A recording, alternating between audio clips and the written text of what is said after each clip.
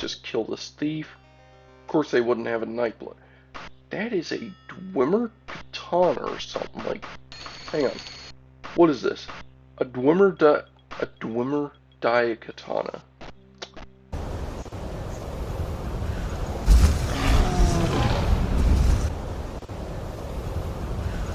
What's up, Frost Bros? Welcome back to the Daggerfall playthrough. It is currently part 20, and in the last episode we did a little bit for the Mages Guild, and of course we're currently here in the Fighters Guild where we were training up our skills. We didn't get our skills that much higher, but it got our Thaumaturgy up to 43 and Mysticism up to 42, so that's a bit higher. And of course, while we're down here, I guess we could train, though I honestly would want to... Wait a minute. Okay, so everyone decided to just up and ditch me, apparently, while I was resting. That's fine. I'm going to just walk outside. Oh, the lock has nothing to fear of me, huh? Okay, so everyone just up and left. But of course, we're going to probably do a bit of a Fighters Guild quest or two. Also, this winter's looking pretty nice. Liking the music. You know, just do a bit for the Fighters Guild. You know, just keep going until we get some. Oh! Congratulations, Morga. Because of your outstanding weaponry prowess, we have promoted you to the rank of swordsman in the guild. Among other benefits, this increase means cheaper weapon repair and more profitable work assignments. Well, that sounds perfect. Let's get more profitable work assignments. I am Gondister Garesmith. I have a relatively menial job. If you are willing to take it, actually some members prefer these jobs because they pay just as well as the more difficult ones. House here in town has infested by giant rodents. The wife claims they're rats, husband claims they're bats. Same old story. Either way, want them gone. You interested? Wait, what kind of pay? Oh well. Yeah, I'll do it! Oh, well, interesting. The bats have, okay, so the bats have infested a vintage hack shop. Go there and kill them all and you'll get your pay. I can only give you 1 day to finish this one. So I got a pay of nothing to go kill some bats. Sounds legit. Alright. So of course that was at the vintage gear shop or whatever. Hang on. My journal will tell us. Let's see here. So of course, Fighters Guild Claire, get rid of vintage hack shops of the giant rats. Okay, so vintage hack shop. Hawk shop. So we should be able to just ask around town, you know, we're a bit of a celebrity here, you know, just ignore what this guy is saying. We're a celebrity, you know, like, of course they would tell us where this place would be. Speaking of which, I'm not even sure what kind of location this would be. If it's a pawn shop, okay, it is. Alright, well tell me. We'll try, east of here. I want the map, thank you. Now, you know, I am going to actually, oh, sound is turned all the way down.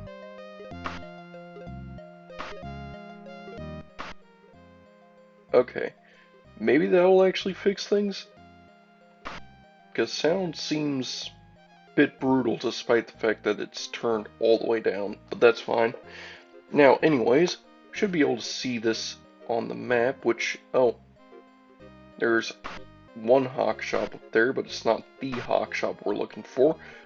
So that would, he said east of here, so it should be in this direction. Oh, vintage hawk shop. Just next to the palace, okay. Well, let's hop on our horse here.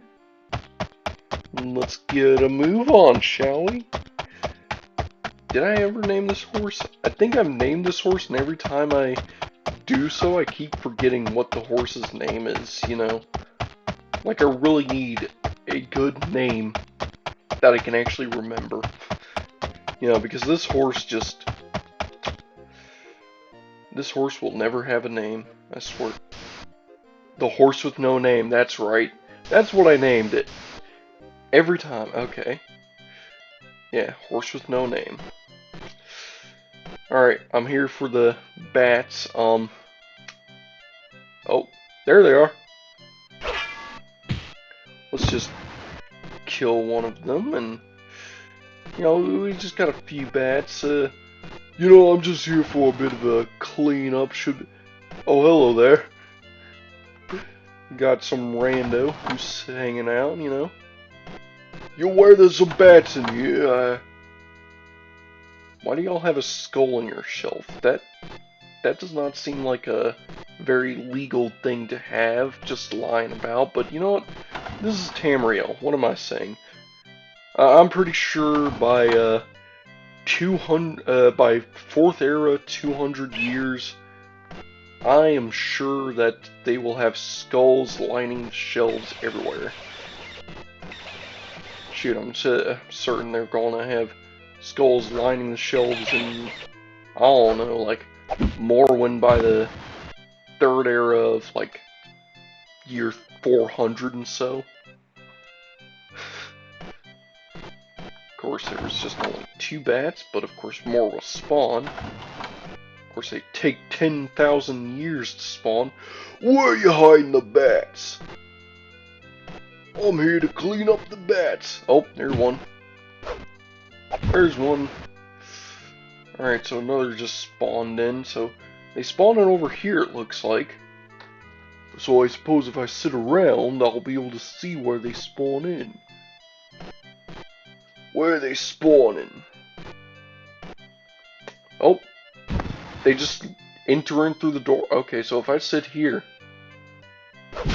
Oh! Alright, I'm here. Where's the bats? Let me at them. In fact, I'm going to even drop a free save while I'm here. Alright. Let's just make sure we kill bats and nothing else. Let's not hit any doors.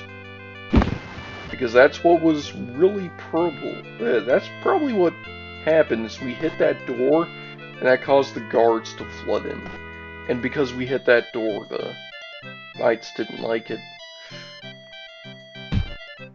Of course, we did also kill a bunch of knights there, so... You know, just killing bats like this, you know? Like, look, we can just sit here waiting. Like lambs to the slaughter. Ain't really much the bats can do, you know? We can just swing our axe side to side. Waiting. Come on, bring them! I hear you. Alright, where's the... Oh. So you wanted to come over here because you're scared, huh?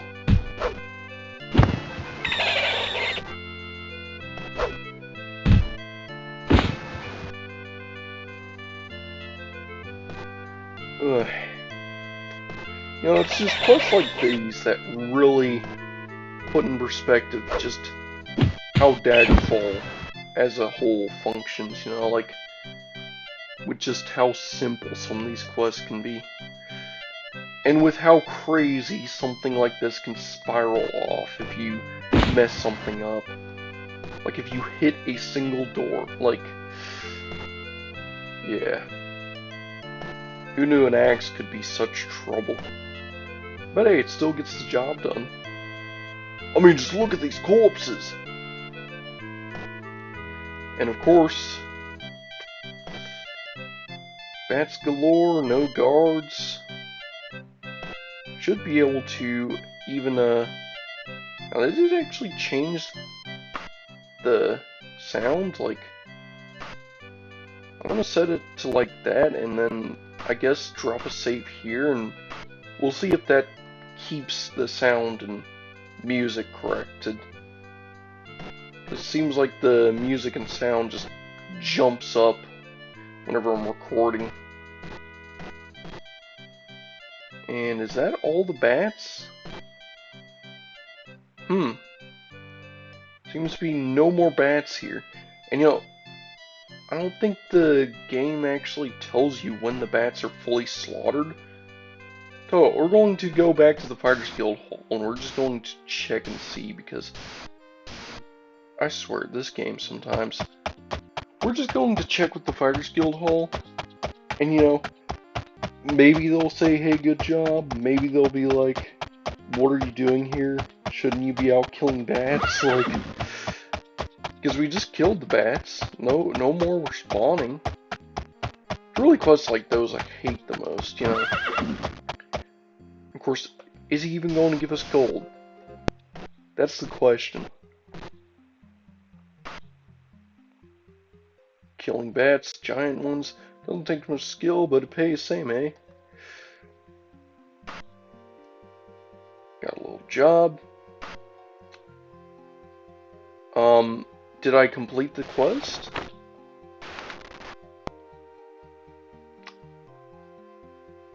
I guess we did.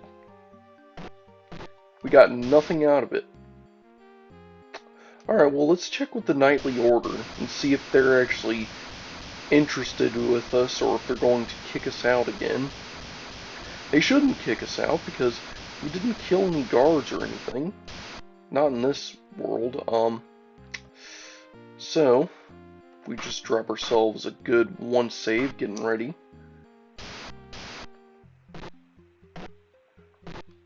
Alright, we're still a knight. We have a traitor in the Knights of the Flame, a villainous Nightblade who has turned against his brethren. Our honor is at stake. Aspirant, join our righteous fury. Oh, okay, sure. Very good. The traitor is a Nightblade named prt20. Prt20 Kingwing, who has taken refuge in the Triestine Reformatory to the east. If you have not returned in 9 days, your honor will be forfeit, and another will take your place. Do not fail us, Morga. Alright, I'm on it. Alright. So now we got ourselves a quest, a dungeon, to the east. And it should just be... Wow, did he give us a wrong name? Wait, what?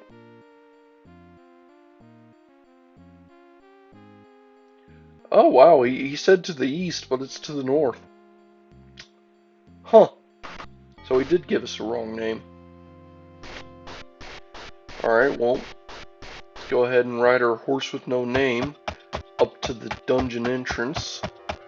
And I guess we got ourselves a bit of a dungeon crawl in this episode. You know, seems like we get that a lot. Seems like that's just Daggerfall as a whole. Alright. Let's drop a good old 3 save now that we're down here. There are enemies nearby, as usual. And if we were to just go down this way, we're going to cast Warp once we get an opportunity to rest and get enough mana.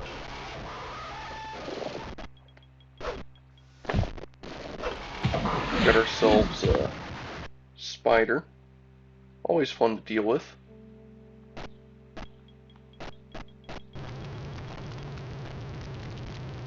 Alright. Look, it's nothing to fear for me. It doesn't know the might of Morga's wrath. But apparently it does.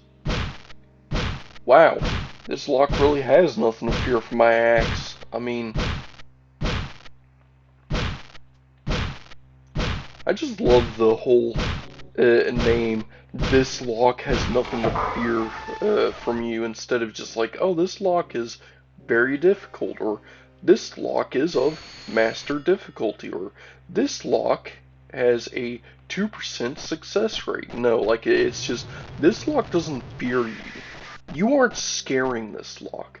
This lock doesn't know what to think of you other than you being a coward. Like, You know, it just seems a bit rough, but makes sense. Alright, so we're going to place an anchor here. Drop a save here.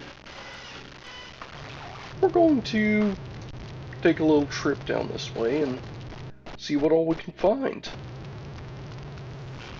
So now that we got that anchor, we can actually teleport back there at any point, and of course we can check out this area. See what's behind this door. Oh, excuse me, it made me pull up my list. A thief. Well, I don't want any thief, I want a nightblade. Oh, there's a person in a cage, and oh boy. An overview of gods and worship by Brother Henchforth. You know what time it is. An overview of gods and worship in Tamriel. Editor's note.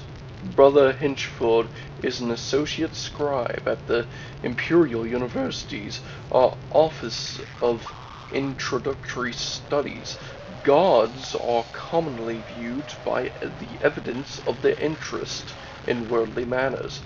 A central belief in the active participation of deities in mundane matters can be challenged by the evidence of apathy on the part of gods during times of plague and famine, from intervention in legendary quests to manifestations in common daily life. No pattern for the gods of Tamriel activities is readily apparent. The concerns of gods in many ways may seem unrelated or at best unconcerned with the daily trials of the mortal realm. The exceptions do exist, however. Many historical records and legends point to the direct intervention of one or more gods at times of great need.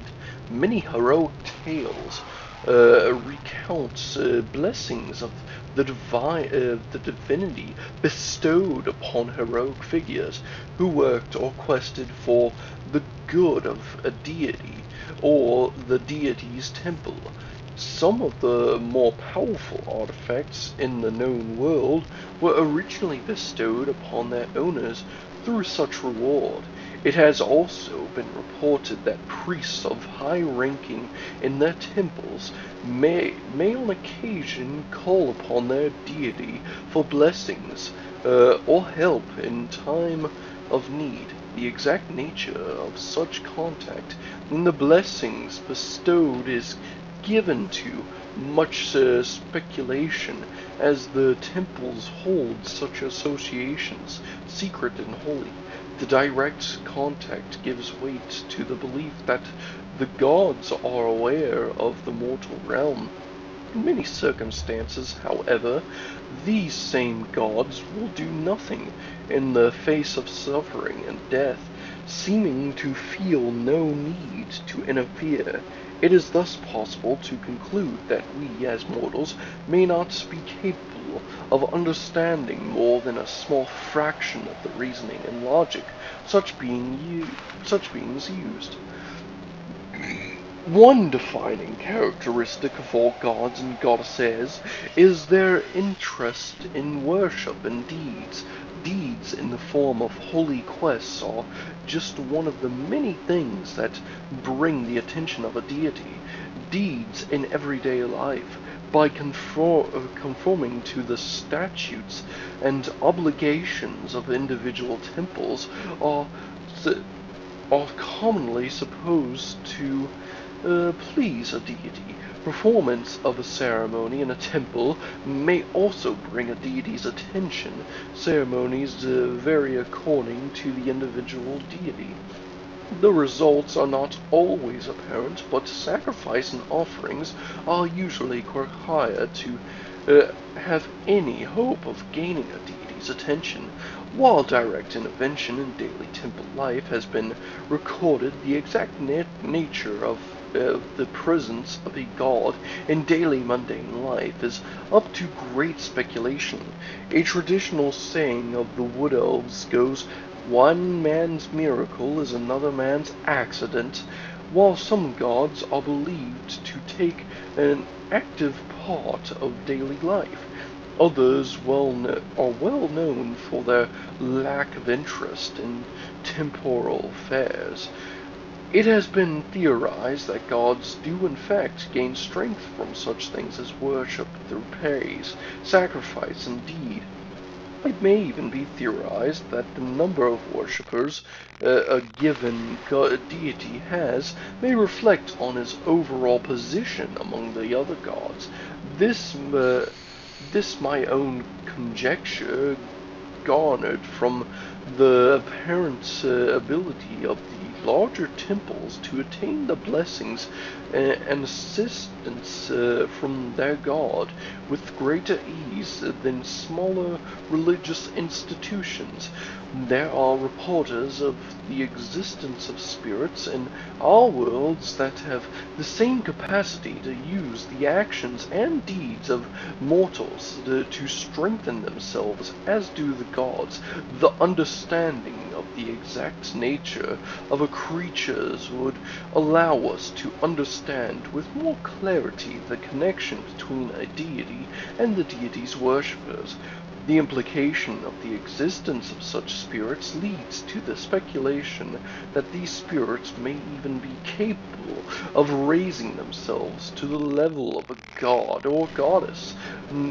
Matuso of the Imperial Seminary has suggested that these spirits may be the remains of gods and goddesses who through time lost almost of their following, reverting to their earliest, most basic forms. Practitioners of the old ways say that there are no gods.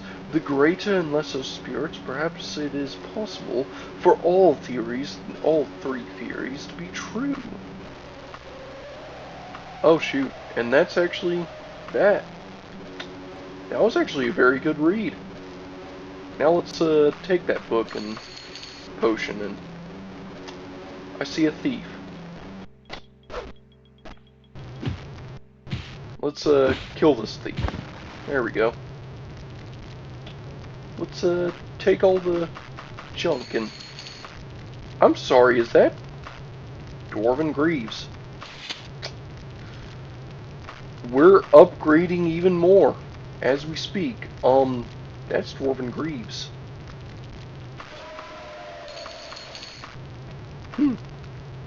Well, we've just obtained some very good pants. We're starting to deck ourselves out in Dwarven. I gotta say, we're... Oh, another thief. How original. Yeah, we're eventually going to just load ourselves up with too much weight soon. But that's fine because we can just warp back and unload, and yeah, we don't even have that much health missing. And oh goody, an experimentation room. Boy, do I ever just love experimentation rooms. You know, like, that is my favorite thing to find, is torture rooms and experimentation rooms. Especially when they're bloody and clawed up and looking very Battlespire-ish. I mean, look at that claw machine. This here makes 0 sense whatsoever. But, you know, it is what it is.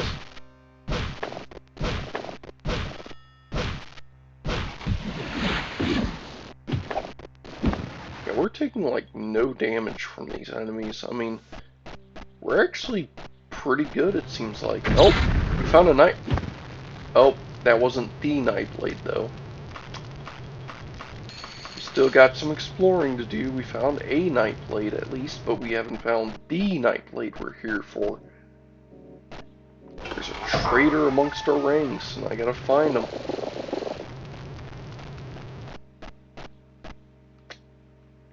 Alright, so if I just explore this way, go around this corner, then loop back around down this way and go in here.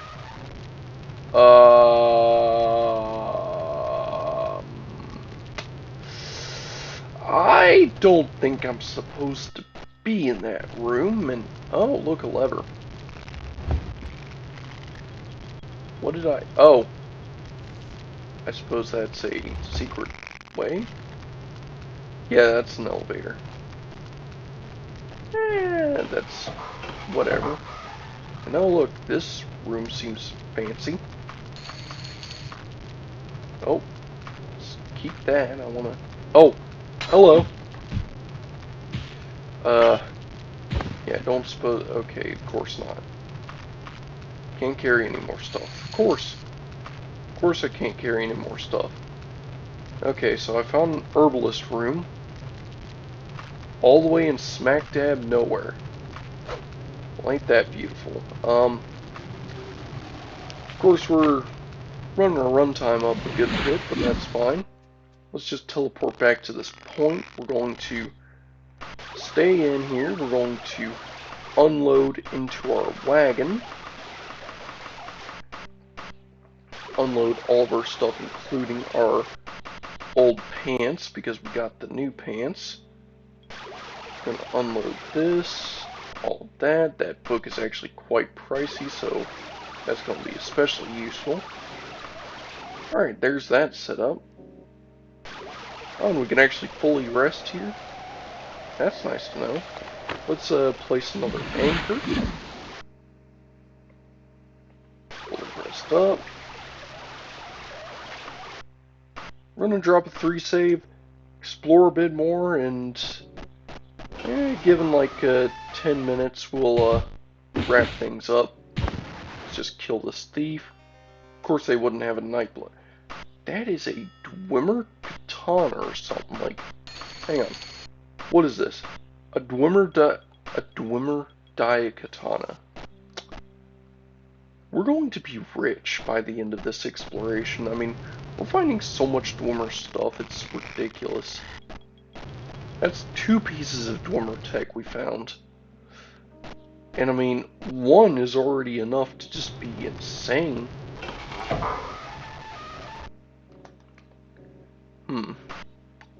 Well, at least we haven't explored this area yet, so we're going to just check it out, try to clear up as much as we can. Oh lord.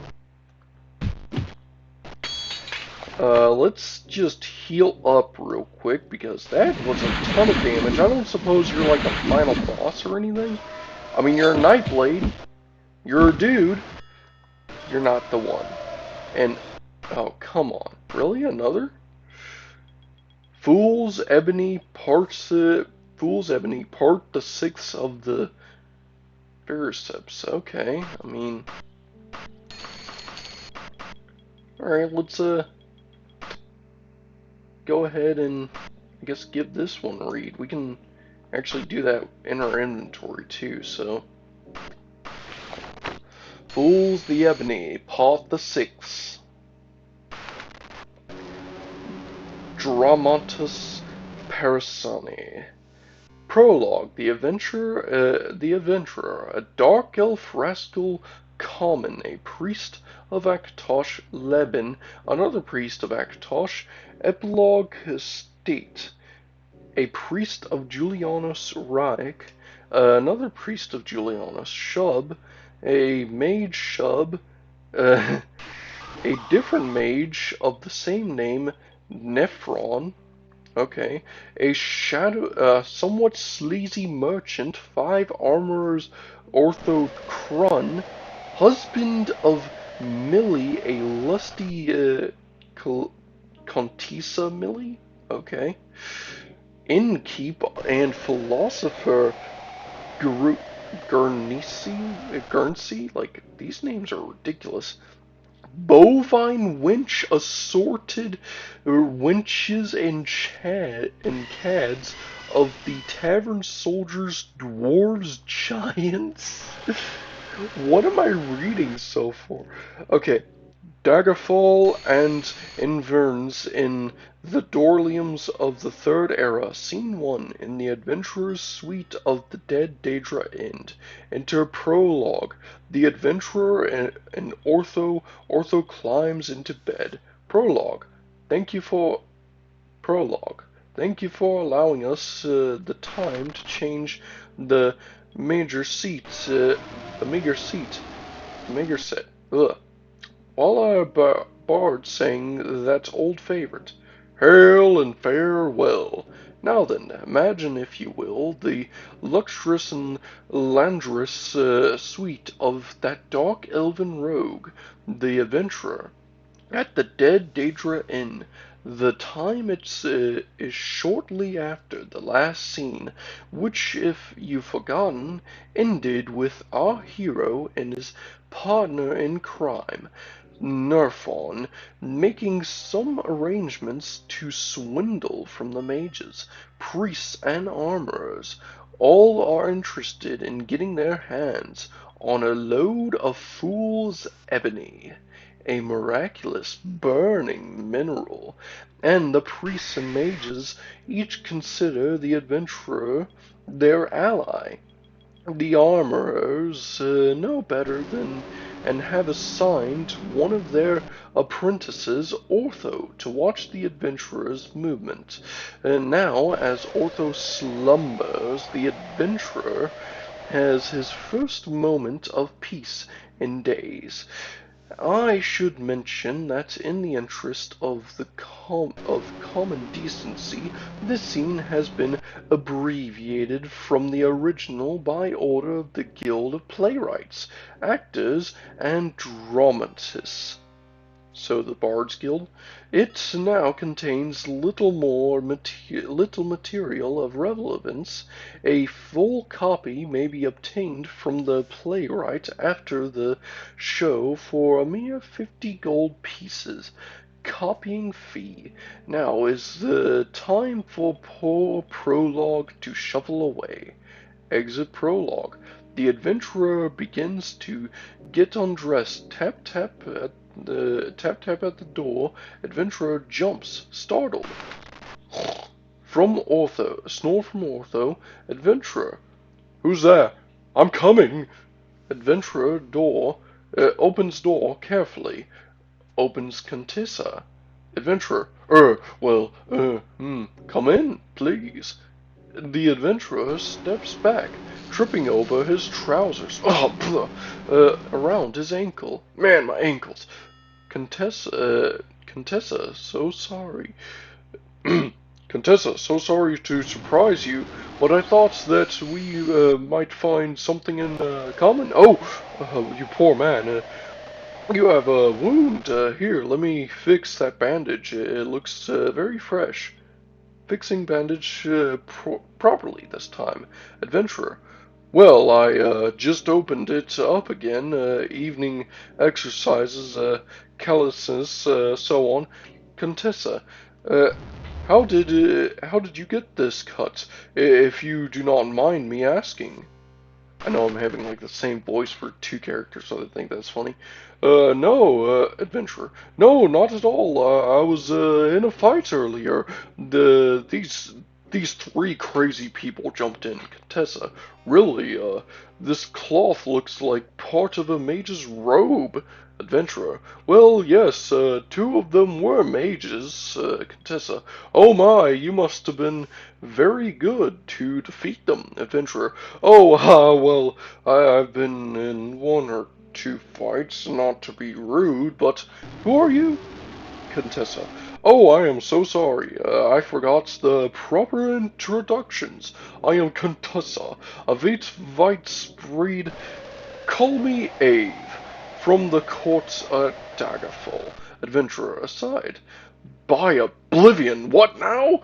Contessa. Here, help me off with this robe. These inn rooms are always so hot. And let me check that bandage again. Oh, poor man. Oh, you were wearing an ebony belt of stamina and bracers of strength. Oh, a bracelet of endurance? This is my lucky night, adventurer sighed. Help, Contessa. Here, let me help you off with that old shirt. Got to check you for any more cuts. They can go bad easily, you know. Adventurer sighed. Well, it's not that armorer's this time. Maybe my luck has turned, Contessa. Well, everything seems all right. Very all right, in fact. Adventurer. Oh, well, Ave. Tell me about yourself, Contessa, if you want. Just for a bit, Adventurer. Uh, Here, have some wine. Enter prologue. Prologue? Here our worthy playwright's speech has begun. Uh, Heavily edited by the Guild of Playwrights, Actors, and Dramatists. I will endeavor to fill in those removed passages. I should first mention that the Contessa is not meant to be a relative of any noble currently in Castle Daggerfall. The Contessa Evite regales the adventurer with tales of the peculiar and heavy heart and the hearty members of her royal family. She has many brothers and sisters. They are very close. Contessa. I think have been a bastard. I was the only one with red hair and in an affinity for magica. Everyone else tried to hide this skill of mine. I remember one spanking very well. Prologue. The Contessa relates further differences between her siblings. Contessa. All my sisters were learning to courtesy in 10 different modes. My brothers were learning flower arranging. I used to sneak off into the woods of town. I soon learned how to get what I wanted from just about anyone. Just for example, there was this merchant who had 3 sons. Prologue. Contessa goes into detail about her training. Contessa. I became quite good at the School of Illusion. You never noticed me downstairs, did you? I also learned how to use some weapons. Let me tell you how I learned hand to hand. Prologue. The Contessa relates an amusing anecdote and continues. Contessa. And on bad days, I used to dig in my father's library. He had a marvelous collection of old texts. I was fascinated by Old Dwarvish, managed to learn it quite well, I think. Of course, no one has seen or spoken to one in years and years, so it's probably perfectly useless knowledge, but I've always had an interest in collecting new knowledge. At the Mages Guild, they taught me an old High Elven tradition. You spread this potion all over your body. Prologue. The Contessa relates her current state of boredom. Contessa. The life up at the palace bores me so. My sisters, prologue. Contessa's sisters are entertaining some visitors. Contessa. And my brothers are now studying advanced floral theory, so I came down here, do a little business. I keep all my relations supplied with their favorite vices so I can blackmail the whole rotten lot. The adventurer. But isn't it dangerous down here? Did I not hear that some young Contessa got killed recently? Contessa. That little twit was my cousin, and as far as I'm concerned, she got what she deserved. She thought she could just borrow a maid's dress, muss up her hair, and pass for some commoner. She was spotted the first minute she left the palace gates. Now I use illusion, craft, guile, and I carry weaponry. By the way, that was a neat scheme you and Nymph cooked up, Adventurer. Well, let's change the subject then, can't we? Just what do you carry? I can't see anything like a weapon. Contessa, here, let me show you. Adventurer, oh my, these are nice knives. Contessa, and there's more. Adventurer, oh, Contessa, but we don't need to be silly, nasty weapons. We don't need these silly, nasty weapons now, do we? Adventurer, my, now what? Those are what I call weapons. Oh yes, heavy duty, high class. So high class ones too. My Contessa, I think it's time that we put that ebony to the test. To say nothing of your mage's staff. Prologue. At this point, extensive material has been removed. However, please remember that any scholar who truly wishes to pursue this material can obtain a copy for only 50 gold pieces. Hand-drawn illustrations are, of course, extra. The Contessa, after a bit of fun, volunteers to be part of the adventurers' party to find the Fool's Ebony lode. I know, I didn't make much sense in the original draft either. If you want to know the truth, exit prologue. Adventurer, sure, you want to go out there in the wilds, Contessa? Oh, yes, I am so bored here, while not right here and now, but generally I can really be of assistance. I'm pretty good with wood survival, knife work, hand to hand, and it gets cold out there at night, even for big ebony wearing men like you. Adventurer, all right, then, do you know where and why we are going?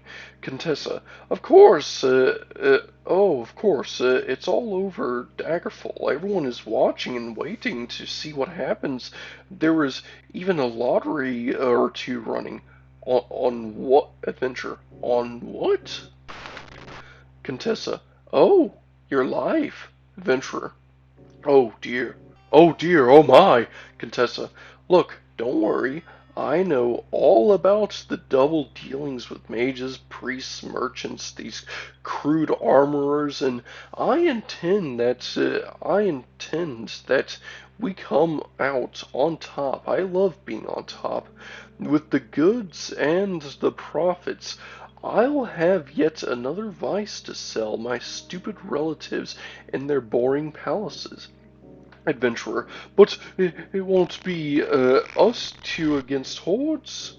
Contessa, oh no, but most everyone is waiting here in town to see what and who comes back, and I will have a surprise arranged for our escorts, Ortho included, out in the wilderness. They can be dealt with easily, Ortho snores. Adventurer, tell me more. Contessa, certainly, but first, let's see how many uses you have left in that ebony. Your mage's staff is in good shape. Enter prologue. Prologue. Exactly sorry to interrupt again, but we are going to have to stop this scene right here. After a frenzied night comes to the placid dawn, tripping onto the sky like a budding rose, and then another day doth dawn, and then another 10 dawns and 10 frenzied nights pass, as our willy adventurer, the wanton Contessa, the clever and naughty Nephron, the loutish Ortho, and an assemblage of randy armorers and backsliding maidens take to the roads. Imagine now that we are in the wildly wilderness of High Rock near the Rothgarian Mountains. Scene 2. Enter Narfun and assorted lads and lasses. Exit prologue. Contessa. I do so love a bucolic frolic adventure. It's getting pretty wild now. I guess the dangerous part's coming up tomorrow, Contessa. Yes, one last stop tonight at an old inn up here. Millie's Inn. Adventurer, Millie's Inn. Minnie's Inn. Oh, those two scholars who gave it all up. Uh, come to run the inn out here. They must get all of 2 customers a year, Contessa. I think they like the solitude. It gives them time to study. They know a lot of about old dwarvish stuff. Get them started on that. They will wear your ears out, adventurer. Oh, when does your surprise happen? I should probably know, Contessa. Don't fret, dear. At the end tonight, just sit back and enjoy the show. Enter prologue. Prologue. The time passes, the carts roll, things happen in the backs of the carts, and there are strange furtive moments unnoticed by all on the high ridged around when next we see our players.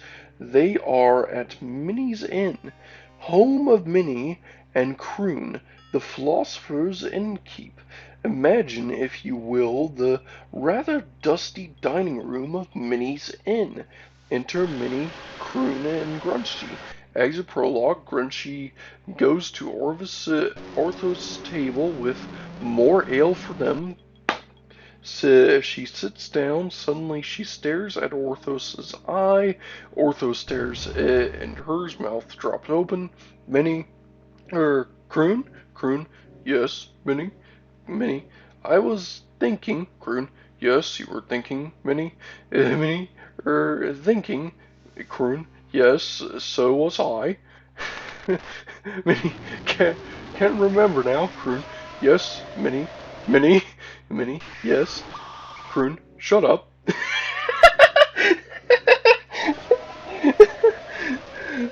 Grootsie and Ortho together.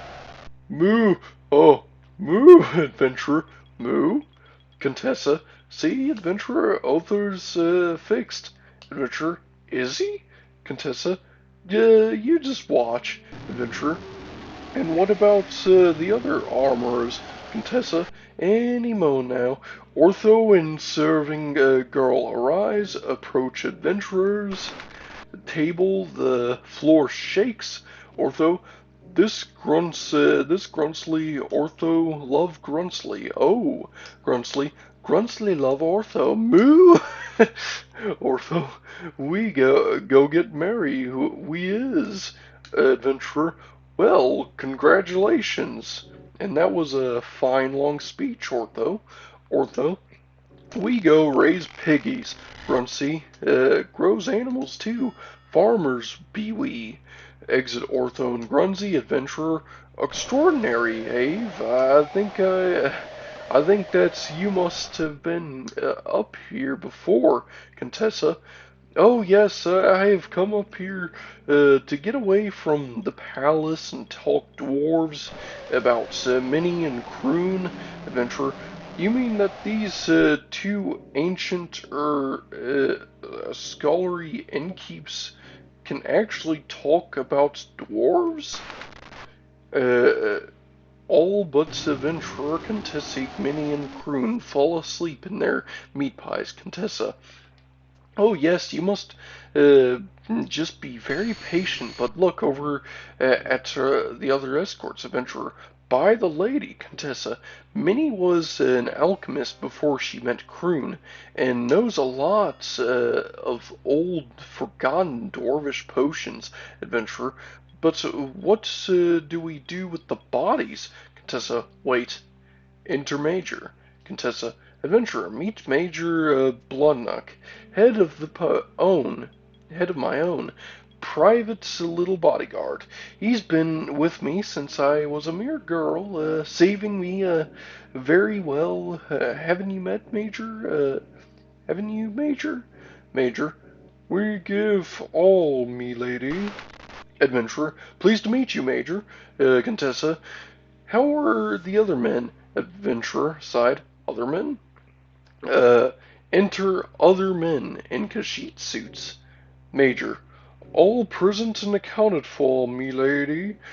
Had a spot of brother with what looked like a party of merchants following you, but they are out of the picture now. Down a ravine, only one thing. Contessa, yes.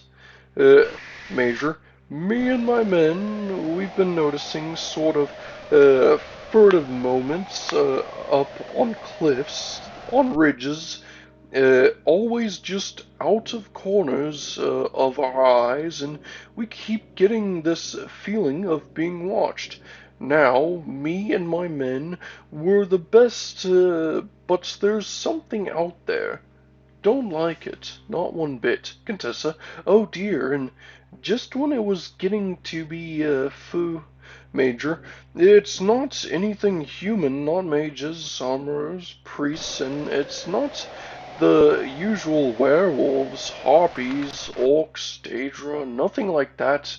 Nothing like that, not at all. Minnie, dwarves?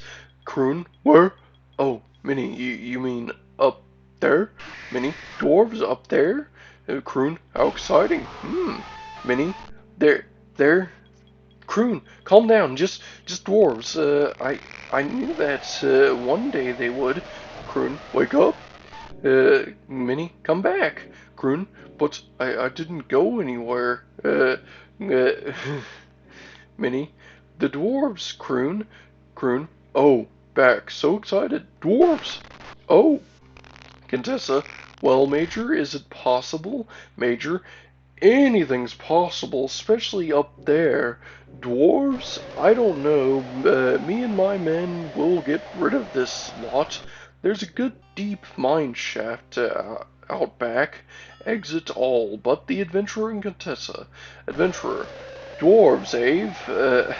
Is that trouble? I mean, they sort of all the they sort of own all the ebony down there, don't they? Contessa, maybe. I guess we just have to push on, see who develops. I can try to talk to them, maybe. And oh, and adventurer, have to dive. You'll have to drive the first cart. I'll take out old Nerfins. We'll leave the other here. Spares for later. Adventurer, wait. No more Bacalic frolics? Contessa, sorry, but we've got to get to the site and out before the weather goes bad. Adventurer, can't your major and his men handle the carts? Contessa, oh no, they will cover us from all sides. And Adventurer, oh well, all good things end, I guess. Contessa, not quite. If you have any charges left in your bracelets of endurance, we can go upstairs and see what develops. Enter prologue. Prologue. Well, I guess we all saw that coming. Scene 3 takes place sometime later at the site flanked by the Major's men. The adventurer and the wanton Contessa successfully follow the map of the deer. Departed mages. Imagine great vines of glistening ebony-esque material piercing the surface of the ground in a nice warm fire of fool's ebony where the adventurer and Contessa sprawl. To the west are signs that the wearer is turning and the first major snowstorm of the year is coming. For some time they have been mining and the adventurers beginning to feel strain of actual labor. Exit prologue, scene 3, adventurer. I got blisters on my hands from shoveling that black rot, blisters on my rear from that cart bench, and we're running out of ale. My bracelets is running down, and my fingers are getting frostbite. Contessa, what? Your bracelet is running down. Oh wow, that is serious. The major, enter major, running. Major. Dwarves! Milady! Dwarves! Dozen of the little buggers caught my men. Oh, sorry, milady. The Contessa jumps to her feet. Contessa, Major, get out of here, now. If you get away, you can maybe help us later. I'll try to talk to them. Enter Exit Major, enter dwarves. Contessa, Higgs, Gees, Glax, these dwarves together. Jiva Kablug, Gashling Biblo, Frogler Zultrak. Contessa, Jink, Bagblue, dwarves together. Gablu, Waziku, Ebaribu. Contessa, Gluki, Gluki, Gluki. Adventurer, Ave, what's going on? Contessa, relax. I think I've impressed them by talking their language. I don't understand everything, but it seems that they have only just woken up or something, and that they will not let us take any of this fool's ebony, and it's somehow related to the real stuff or something, and it really belongs to the Lords of Oblivion. The dwarves are just care or something. Adventurer, very interesting. Now, what about us, Contessa? I made a deal with them the only way I could see. I told them about Minnie and Croon, how those two old ones know lots of dwarven tales and legends. The dwarves tells me that having just woken up or something, that they want three things: ale, women, and us to leave the fool's ebony alone. Adventurer, flog my log. You know, that's going to be my new quote, flog my log. Contessa, well, I told them about all the ale down at Minnie's Inn, and about the two redheads in there. They're leaving right now. We may take one empty cart, two horses, and they will keep us guarded all the way there. They also said that they will, I don't know how, destroy all the fool's ebony here. It shouldn't be on the surface like this, they say. Aside, Dwarvish is a remarkably compact language. Wow, I mean, yeah, get all that from that. I mean, Adventurer, by the great roaring buttocks of Sheogorath, all these blisters and a backache for nothing. Oh well, at least we're still alive for now. Exunt enter prologue. Prologue. Faranu lickety canoe gotty flu. Oh, I'm terribly sorry.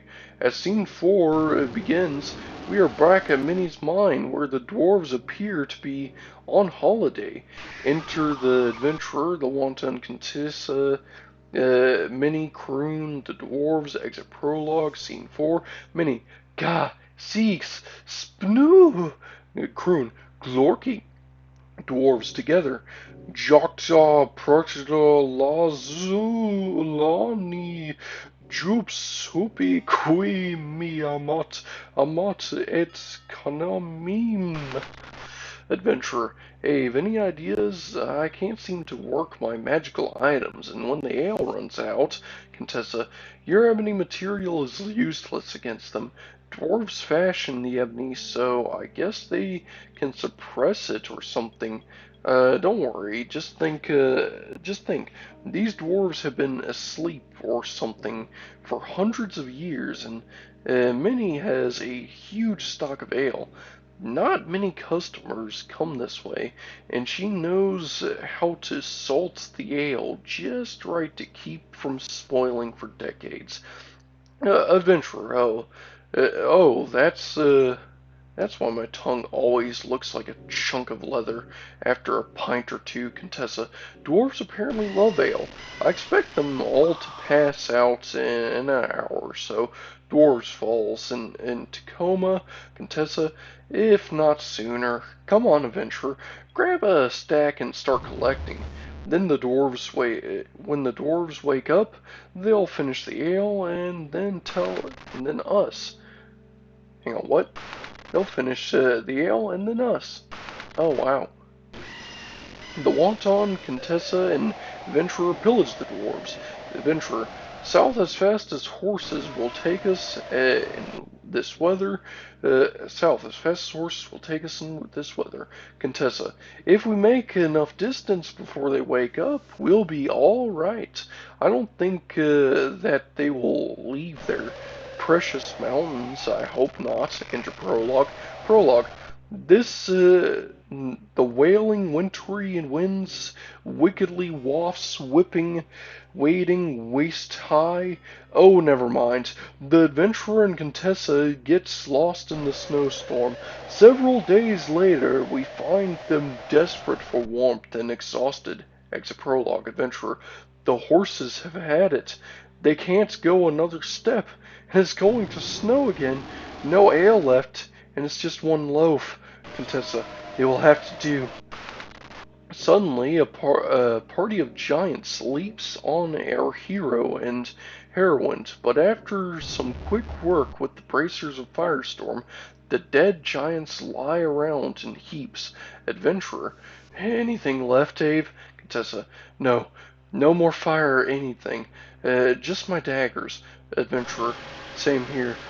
Just a common short sword. Curse Sheogorath for those dwarves.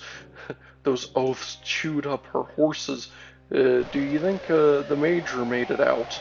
Contessa, if anyone can, it's him. Guess we'll find out in town. Interesting thoughts just occur to me.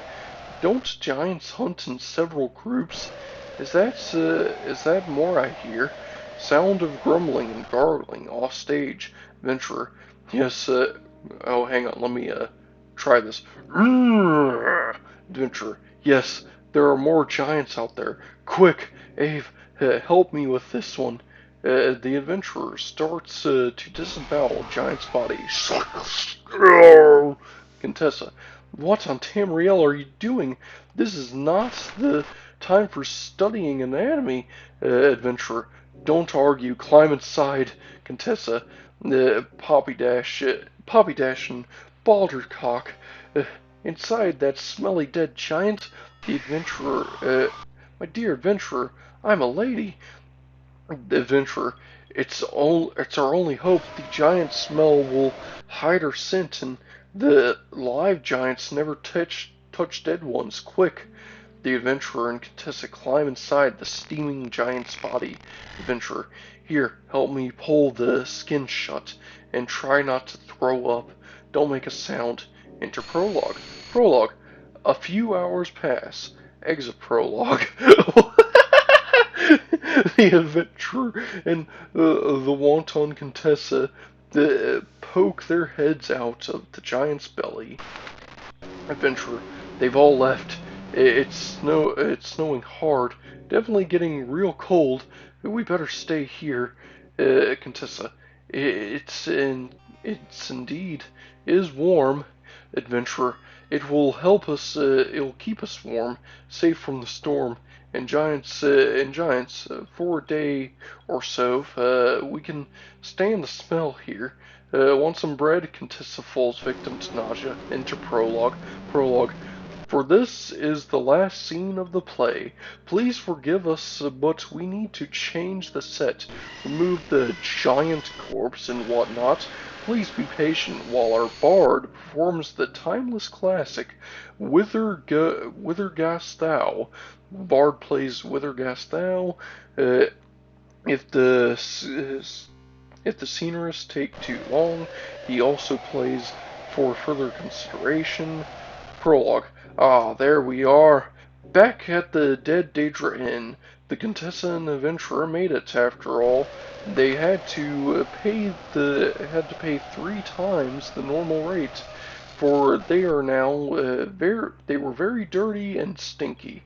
Now poor Prologue will bid you farewell, goodly people. Scene 6. Contessa. Thank the gods for hot water and soup. I thought I would smell like a giant forever. Adventurer, me too. Where did you go while I was bathing? And why no mages, priests, armorers, or merchants outside yelling for blood? Contessa, I took a quick trip to the palace. I fixed it, so some cousins have told the armorers and merchants that we don't have cartloads of the fool's ebonies. Adventurer, pity. That's actually pity that that's actually true. Contessa, but at least no one's interested in us anymore. It seems that some priests turned up dead in the old temple up at Nedward's Mountain. There were found some girl all dead from bad green powder or something, and some old mages named Shub have gone missing. Adventurer, now then, what did you stuff in those sacks that's so important?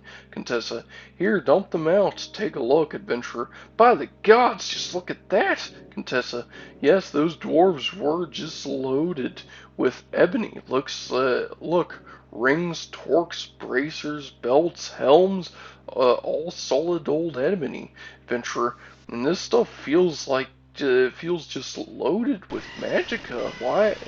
I bet this ring alone has 1,000 uses of whatever it does. Contessa, oh look, bracers of extreme endurance and belt of strength. Put them on, Adventurer. Let's celebrate. Adventurer sighed. Help! Enter epilogue. Epilogue. As I feared, all the loose threads of the play were ended by wholesale slaughter, and more of the adventurers of the adventurer will follow. Unless of course they don't. We thank you for your tempered patience. Don't forget to tip our worthy wenches on your way out this evening, and enjoy the Bard's rendition of the Khajiit classic, It's a Matter of Luck. Good night, flourish, exunt omens.